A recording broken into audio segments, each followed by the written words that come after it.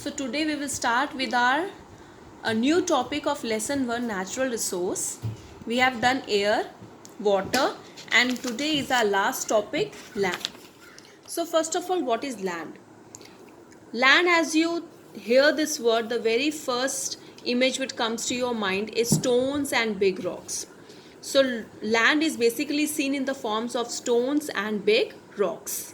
It is also called as a natural resource because all the terrestrial animals, including men and animals, they live on land. Some terrestrial animals which live in burrows like snake, rats, rabbit, even they found shelter in land. This means that somewhere we are using land for fulfilling our need. Land for farming, building houses and roads, growing of animals and plants, forest, everything is growing on land. Not even that, the mineral resources, crude oil, natural gas, LPG, CNG, all these natural resources we are getting from land. It means that land is also one of the most important natural resource. Now here I have prepared some notes for you. Whatever is there in the paragraph, it is given in the form of small notes. Now another topic here is humus. What is humus? Now whenever you go to a forest or to any place, you can see the upper layer, the very uppermost layer of the soil, which contain of dry leaves, dead and decomposed body parts of animals and plants. That uppermost layer of the soil is called as humus. Humus. Uppermost, and is formed by the decomposition of dead plants and animals. Now if any leaf, now you know that trees, they shed their leaves.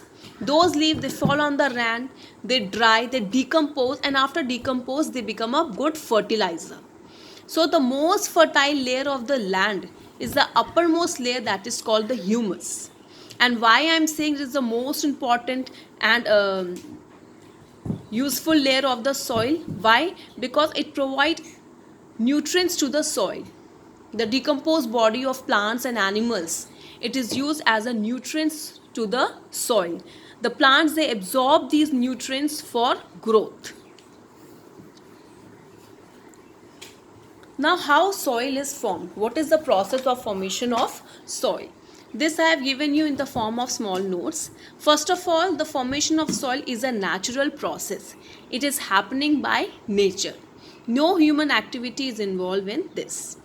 Weathering, natural resource. Then the second term is weathering. Weathering means breaking down of large pieces of stones and soil into small pieces. And how this is happening? Due to intense heat, cold, water, heavy floods, sun, wind and rain.